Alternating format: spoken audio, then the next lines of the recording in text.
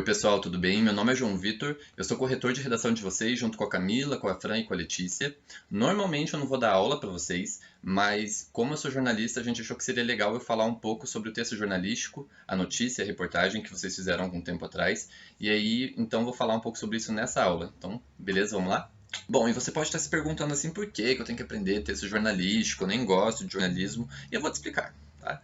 A notícia e a reportagem, elas são dois dos tipos de texto mais comuns no nosso dia a dia, no nosso ano e até na nossa vida. Tá? Para muitas pessoas são a maior fonte de informação, a maior fonte de leitura do dia a dia delas. Então, só de você entender como se estrutura, como se faz um texto jornalístico, você já tem bastante capacidade para saber, como estudante e também como cidadão, se aquela informação que você está lendo ao longo do dia, ela é de boa ou de baixa qualidade. Outra coisa para você que é vestibulando, os jornalistas eles estão há séculos tentando encontrar a melhor maneira de fazer um texto, né, um equilíbrio de um texto que seja bem informativo mesmo, e que ao mesmo tempo ele seja interessante para o leitor, para que ele não fique lendo aquele mando de informação que às vezes já é informação ruim, que já é uma informação que tira a tua vontade de viver, e aí você lê, então você faz um texto que seja um pouquinho legal de ler, para que o leitor não caia no sono, ou que ele canse e fale, não quero mais ler notícia nunca mais na minha vida. O que também acontece. Por isso, tem 4 características muito importantes do texto jornalístico, que são que ele é, na sua mensagem, claro, né, e objetivo. Claro porque ele é um texto fácil de entender, objetivo porque ele vai direto ao ponto, essa informação não importa o resto, e na sua estrutura ele é coeso e conciso. Coeso porque o primeiro parágrafo tem que ter a ver com o segundo, que tem a ver com o final, que tem a ver com, né, com o primeiro o título, com a gravata, enfim, que vocês vão ver o que é gravata ali mais pra frente. E também ele é conciso porque no texto jornalístico você tem que tentar passar o máximo de informações no menor número de palavras possível, no menor número de frases. Isso é importante para qualquer redação que vocês vão fazer, tá? Vocês não precisam ficar enchendo linguiça, diz direto o que você quer dizer e tá ótimo. O seu corretor, principalmente, ele vai adorar, porque ele já está corrigindo 300 redações, 400 redações, e aí vai chegar a sua, se ela for objetiva, se ela for coesa, se ela for bem feita, se ela for interessante de ler, não vai dormir também igual um leitor de notícias. Ele vai, beleza, esse aqui é mais legal, tá? Então eu tenho certeza de que se você souber fazer uma notícia bem, você vai escrever qualquer redação bem legal e vai dar boa. Um adendo importante é que a redação de reportagem de notícia não costuma cair na UFPR, tá? No vestibular deles. Mas ela cai em vários outros vestibulares que talvez você queira fazer. E eu recomendo que se você puder fazer um outro vestibular, você faça. Então é legal saber. E para o Enem é muito importante, porque o Enem, a redação do Enem tem várias características que são muito parecidas com a do gênero notícia e do gênero reportagem. Você já deve ter uma boa noção do que é uma notícia, mas eu vou te dar uma explicação mais de redator, porque até gente que é formada em jornalismo faz errado, e aí dá fake news, aí dá um monte de problema, tá? Então, assim, basicamente, a notícia é um texto informativo e não literário. Um texto informativo, como a gente já viu aqui, é um texto o maior objetivo é passar uma informação com grande eficácia. E quando eu digo que é um texto não literário, significa que não é uma historinha para ler, não é uma coisinha divertidinha para ler, e também não é um poema, tá? A notícia ela não tem função estética e nem de entretenimento. Mas como eu já disse antes, isso não significa que ela não busque algumas coisas estéticas e algumas coisas que tornem o texto mais interessante. Até porque só informação vai fazer, sem nenhuma narrativa, sem nenhum fio que guie esse texto, vai fazer com que seja igual uma bula de remédio, igual um texto em tópicos, assim, que muita gente vai para o hospital porque não tem saco para ler a bula do remédio e aí acaba se ferrando.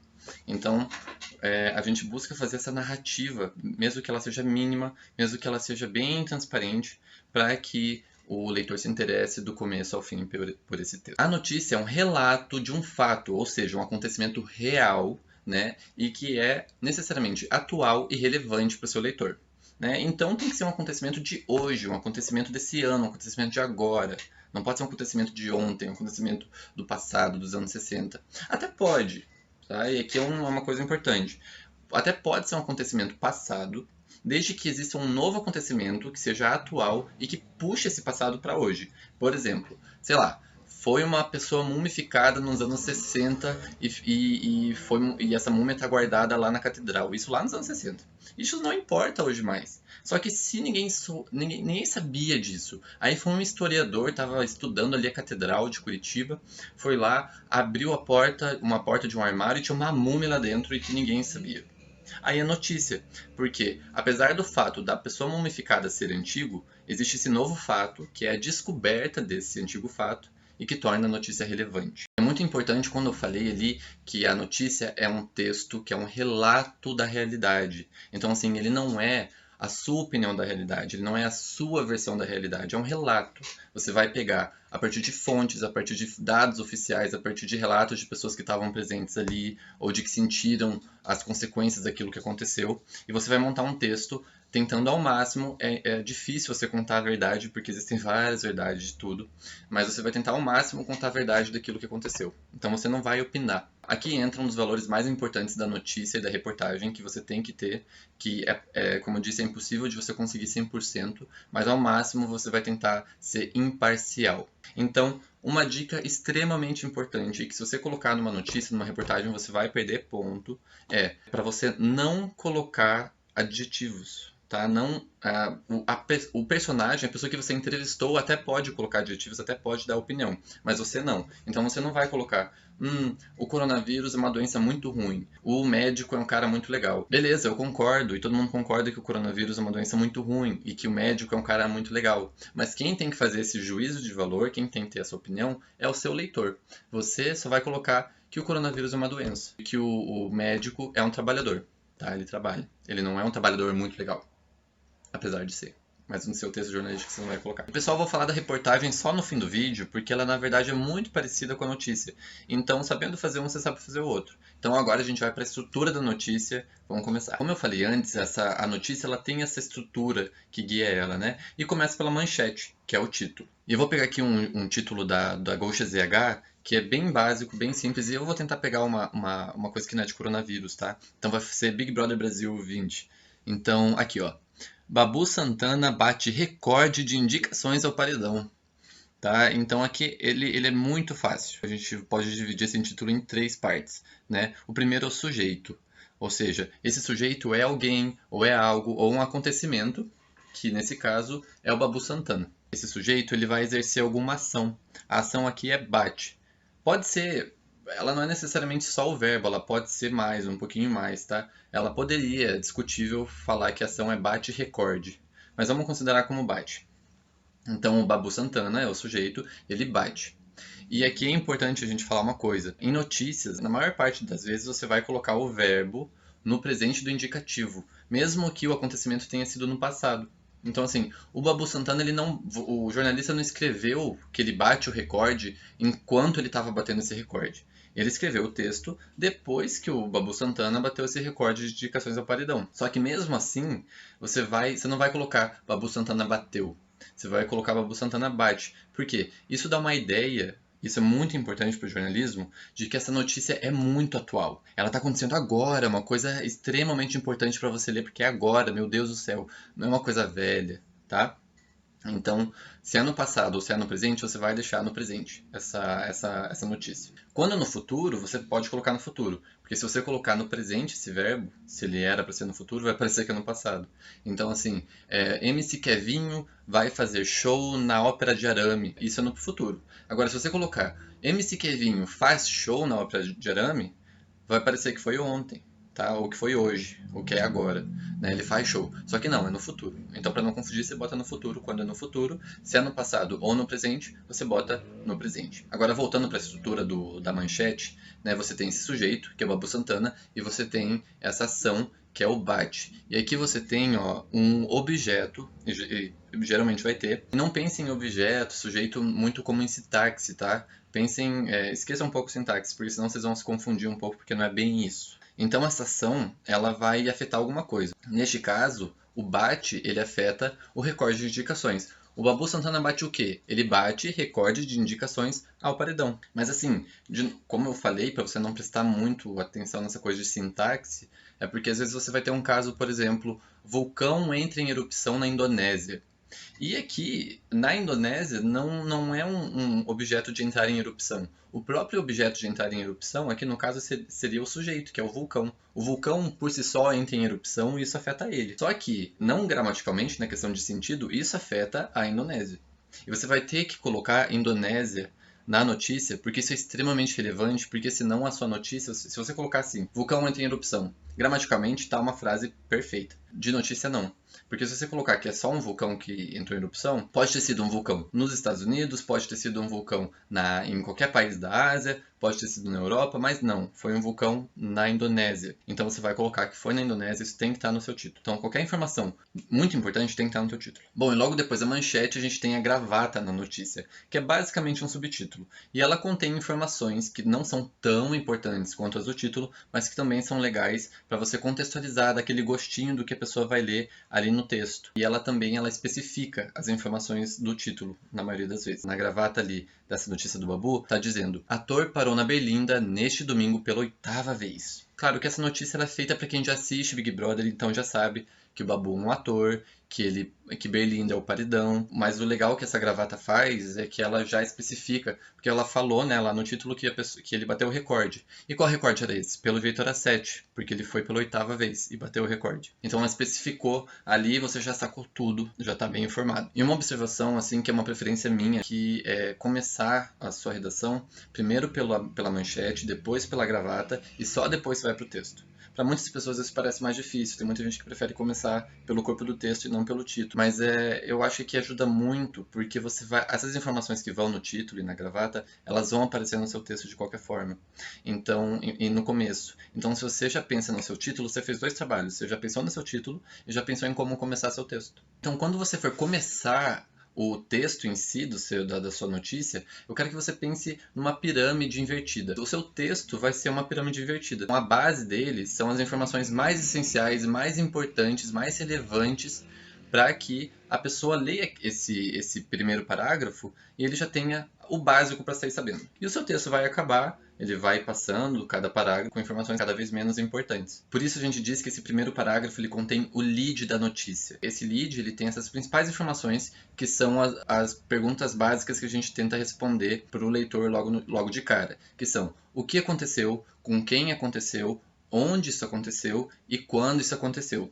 Às vezes o lead, esse primeiro parágrafo, conta também respondendo as perguntas como isso aconteceu e por que isso aconteceu. Mas geralmente essas 2 questões vão para o segundo, para o terceiro parágrafo, porque elas não são tão essenciais assim para a pessoa ficar bem minimamente informada. Por exemplo, aqui o lead da notícia do Babu. Ó. Babu Santana entrou para a história do Big Brother Brasil na noite deste domingo 12, após ser indicado pela 8ª vez e se tornar recordista de paredões nas 20 edições do reality. Então tem um pouquinho mais aí, mas enfim. Babu Santana aqui entra como o quem. Entrou para a história do é o que, o Big Brother Brasil é onde, e na noite deste domingo é quando. E ali de novo, após ser indicado pela 8ª vez, taranana, também é o que. Só que mudou, colocou o onde e o quando no meio da frase. Isso não tem problema. E vocês perceberam que aqui está repetindo basicamente a informação do título e da gravata. Não tem problema, é isso mesmo. Você vai repetir. Por isso que eu falo o título, pensa antes no título que você já pensou no começo do seu texto. E aqui, ó, é um adendo. O Big Brother Brasil não é exatamente um local, né? É um programa de TV. Então é uma coisa mais abstrata. Mas quando você estiver na dúvida, troca Big Brother Brasil por um local. Indonésia. Né? Babu Santana entrou para a história da Indonésia. Funciona. Né? Não é o que aconteceu.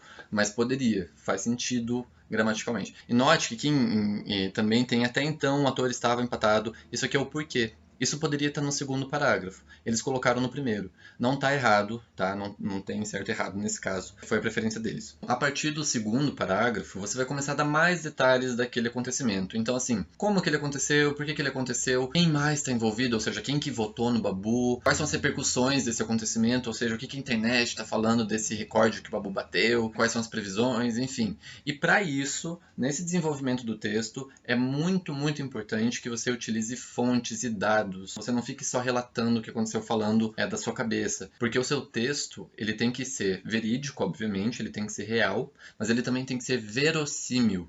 Verossímil significa que ele tem que parecer para o seu leitor verdadeiro, além de ser verdadeiro. Porque não adianta nada você falar a verdade, e aí o seu leitor tá lendo e ele começa a duvidar de você. Mas ué, de onde que vem essa informação? Como assim esse vulcão entrou em erupção? Cadê a fonte? Cadê o dado? E aí não adianta nada, você vai falar a verdade e a pessoa não vai mais ler você porque ela não confia em você. Reitero a importância de colocar fontes e dados factuais sobre o assunto. Existem dois tipos de fontes, né? O primeiro são as personagens, e que são pessoas que vão trazer um lado mais emocional. Elas viveram esse acontecimento, ou elas sabem desse acontecimento, elas sentiram as repercussões desse fato. No caso do vulcão da Indonésia, você pode falar, por exemplo, que um morador ele foi afetado pela erupção, um morador que teve a sua casa destruída pela lava, pela fumaça. Então ele vai contar como isso afeta ele, como isso afeta a sua economia caseira, né, o que ele acha que o governo deveria fazer, esse tipo de coisa. E aí vai ter o segundo tipo de fonte, que são as fontes oficiais. E no caso elas podem ser instituições ou também podem ser pessoas, mas são pessoas de autoridade. Pode ser o governo, a prefeitura, uma ONG, uma universidade, um hospital, qualquer coisa. E elas vão dar dados, vão te oferecer números, no caso do vulcão. 100 pessoas foram afetadas. Você não vai falar que 100 pessoas foram afetadas, você vai falar, segundo a instituição não sei o que das quantas, 100 pessoas foram afetadas pelo vulcão.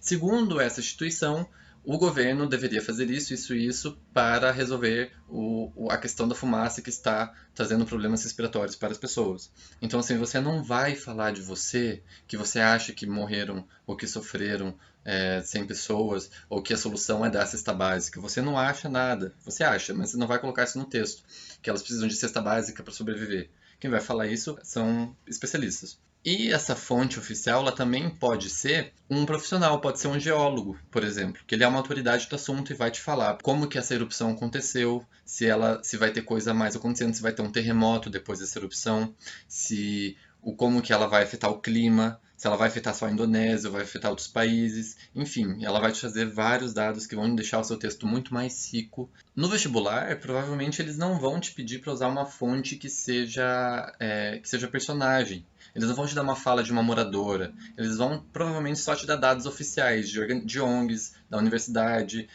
do governo. E você tem que, obrigatoriamente, se eles te derem, use esses dados no seu texto. Use. Inclusive no Enem, você pode usar os dados que eles oferecerem, né, mas citando a fonte. Você vai citar essa fonte. Você não vai roubar esse dado que a fonte te deu e colocar e fingir que é teu dado. Outro adendo é que sempre que vocês forem citar uma organização, uma instituição, uma empresa que tem uma sigla, por exemplo, Universidade Federal do Paraná, que é o UFPR, a primeira vez que você for citar elas, você vai colocar o nome completo. Organização das Nações Unidas, e aí entre parênteses ONU. E aí nas próximas vezes você pode falar ONU, não tem problema. No título, quando é uma organização muito conhecida, igual a ONU, igual a UFPR, tudo bem colocar só a sigla, mas aí no texto você tem que colocar o nome completo, pelo menos uma vez. Você pode finalizar sua notícia de várias maneiras possíveis, tá? Depende do jeito que você fez o texto, o jeito que você achar melhor para terminar. Se a sua notícia traz um problema, assim como no Enem, você pode trazer uma solução. No Enem, a sua solução pode vir de você, uma opinião sua. Mas na notícia, de preferência, essa solução tem que vir de uma fonte oficial. Mas também pode acabar, às vezes, com uma curiosidade. O G1 colocou sobre o vulcão que entrou em erupção lá na Indonésia. Ele acabou assim: o país sofre com frequência terremotos violentos. O mais recente deles na cidade de Palu, na Ilha Célebres, onde milhares de pessoas morreram vítimas de um tremor posterior de tsunami. Então aqui não é a mesma notícia. Ele está falando de uma coisa lá do passado, mas é uma curiosidade que ajuda o leitor a finalizar o texto, entendendo um pouquinho mais até da história do país. Você também pode acabar o seu texto com uma perspectiva de futuro, né? Mesmo que não seja uma solução, mas é uma coisa para depois. Por exemplo, aqui nessa matéria do Adoro Cinema, a manchete é assim: filmes e séries da Netflix não terão dublagem por causa do coronavírus. É um problema, e lá no final do texto eles não dão uma solução para esse problema. Eles não falam o que vai acontecer para resolver a dublagem, mas eles dão uma perspectiva de futuro sobre o coronavírus e cinema. Fala assim, ó: além disso, a plataforma criou um fundo de 100 milhões para ajudar profissionais da área e tal. Então, assim, você finaliza com uma nova noticiazinha pequenininha, que é uma curiosidade bacana também. Ou, caso a sua notícia seja um evento que vai acontecer, você pode colocar um serviço que ajude o leitor. Se vai ser um show que vai acontecer, por exemplo, esse show da OMS, que vai ser beneficente, o Catraca Livre, o jornal, ele fala assim no final. Ele diz o horário que vai ser esse show e onde você pode assistir. Você já poupa o leitor de ter que ir em outra notícia, achar como que ela vai assistir. Então você coloca ali, ó, o filme vai estrear no domingo, custa tanto, vai ser no cinema tal, tal, tal, enfim.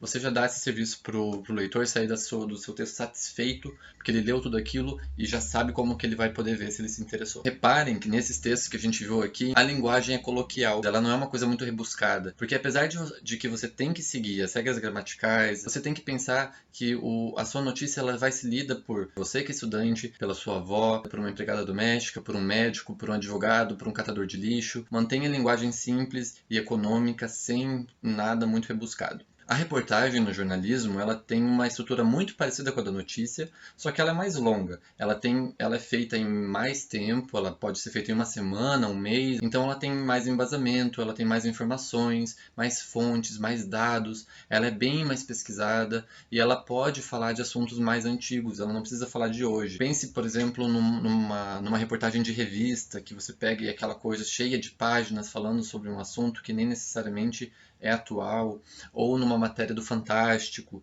Já a notícia, ela é rápida e curta, porque ela quer falar o hoje, ela quer falar o agora. Não dá tempo de você fazer uma pesquisa muito longa, então essa é a grande diferença. Ela é mais curta, ela é de agora, atualíssima, super atual, e ela não tem tanta pesquisa, apesar de ter, porque ela tem que ser verdadeira. Agora, pensando em vestibulares, alguns professores de redação consideram a reportagem como um texto opinativo. Mesmo assim, ele é opinativo implicitamente. Tá? Então não é uma grande diferença que você vai ter que bater a sua cabeça e pensar, meu Deus, como é que eu vou fazer? Eles consideram a reportagem como um texto que, por ser mais embasado, o repórter ele pega aquelas informações e pega informações feitas para fazer com uma mensagem implícita, uma mensagem subliminar para que você concorde com o jornalista no que ele acha daquele assunto. No jornalismo, de jeito nenhum. No jornalismo, você nunca vai buscar influenciar a opinião da pessoa. A pessoa vai criar uma opinião dela, mas você não vai deixar a sua opinião no texto. Nem implicitamente. Você vai tentar, pelo menos, não fazer isso. Mas alguns redatores podem considerar que ela é um pouquinho opinativa, mas não bata a cabeça. E é isso, pessoal. Qualquer coisa, tô deixando textos aí para vocês poderem se aprofundar um pouco mais no assunto. Caso tenham alguma dúvida também, podem vir falar comigo ou com as outras professoras, que a gente está à disposição. Então, boa quarentena e bons estudos para vocês.